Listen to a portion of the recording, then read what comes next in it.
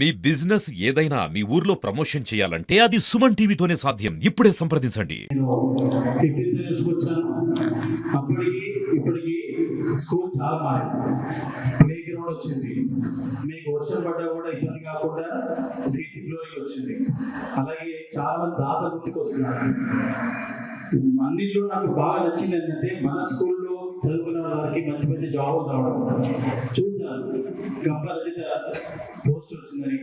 అలాగే నేను సరిగ్గా చూసింది ఏంటంటే మా కాలేజీలో స్కూల్లో చదువుకున్నటువంటి పిల్లలు మా దేవస్థానంలోనే పర్మనెంట్ పోస్టుగా ఇద్దరు టీచర్ల నియామకమైన అట్టి నియామకం దాంట్లో నాతో పాటు మన ప్రిన్సిపల్ మల్లారెడ్డి గారు ఉన్నారు. వారిని సెలెక్ట్ చేసిన దాంట్లో కూడా వారి యొక్క సహకారం చాలా ఉంది. ఎందుకంటే వారి జీవితాంతం వాళ్ళు గుర్తు చేసుకుంటారు. అలాగే మన పిల్లల విషయంలో కూడా మన విద్యలో కాదు అన్ని రంగాల్లో పొందినట్టుగా స్పష్టమవుతుంది. చూశాను ఆటల్లో అయితే పాటల్లో డ్యాన్స్లో కానీ చదువులో అంతా చాలా బాగున్నారు. దానికి మెయిన్ ఏంటంటే మనకు మంచి ఫ్యాకల్టీ, మంచి ప్రిన్సిపల్ గారు, టీచర్లు ఉన్నారు. వీళ్ళకి మంచి పేరు తేవాలని, అలాగే మన దేవస్థానం పేరు మంచి దేవాలని కోరుకుంటూ ఈ అవకాశం ఇచ్చినందుకు ధన్యవాదాలు. ఇంకోటి నాకు ఇబ్బంది ఒక చిన్న విషయం జరిగింది.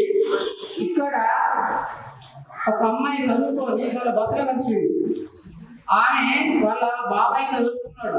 ఆ అమ్మాయిని ఇక్కడ చేయి చేసినప్పుడు ఆ అమ్మాయిని దెబ్బ నేను చదువుకున్నది. బిడ్డ నువ్వు చదువుకో కంపల్సరీ ఉద్యోగం ఆయన పెళ్ళైంది. ఉద్యోగం వస్తుందని చెప్పాడు. చెప్పి చేయి చేసిన తర్వాత 3 సంవత్సరాలు చదువుకున్నది. 2 సంవత్సరాలు బీడీ చేసింది. ఇంకా బీడీ పూర్తి కాలే. కేబీఎస్ టీచర్గా పనిచేస్తుంది. కాబట్టి మనందరం కూడా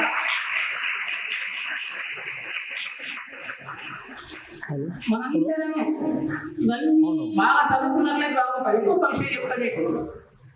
సార్ మీరు 2013లో మాకు జీతం ఇచ్చిన సందర్భంలో చేస్తారంటే సంస్కృతం చెప్తాను. అనగానే ఏమంటే సార్ నేను లా చేసినప్పుడు మా గురువు గారు కూడా చెప్పిండు అన్నాడు. సరే ఏంటన్నా దొంగల చేత దొంగలింపబడాలని అన్నాడు. అప్పుడే అన్నా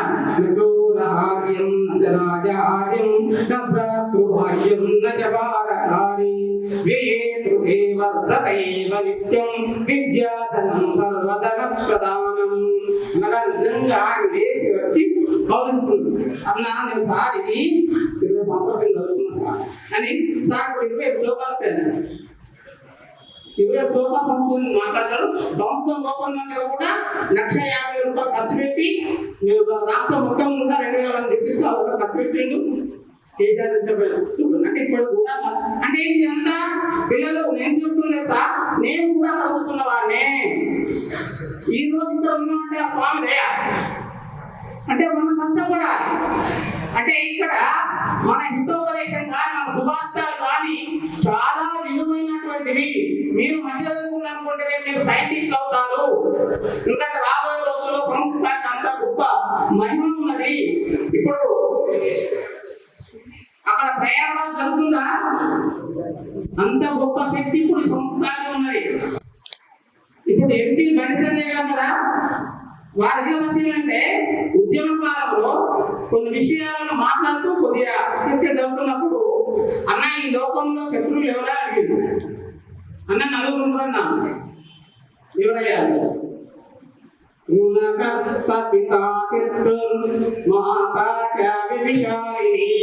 రూపవతి భార్య శత్రు పుత్ర శత్రుర పండిత. అవన్న ఏంటి అంటే అయ్యా ఈ లోకంలో శత్రువులు ఎవ్వరు కాదు, ఇలాంటి వాళ్ళ శత్రువులు అని చెప్పారు మన యొక్క హితోపదేశం. ఏంటంటే ఏ తండ్రి అయితే అప్పు చేసిన తండ్రి ఏదైతే ఉంటుందో ఆ కుమారుడికి వారి శత్రువు. అలాగే తల్లి అతి రూపవతైన భార్య ఈ శత్రువులను ఎప్పుడు చివరిగా ఏంటంటే పుత్ర శత్రువులు అపండిత అన్నాడు. ఎలాంటి పుత్రుడు అంటే చదువు లేనటువంటి కుమారుడు ఎవరైతే ఉంటాడో వాడు శత్రువే.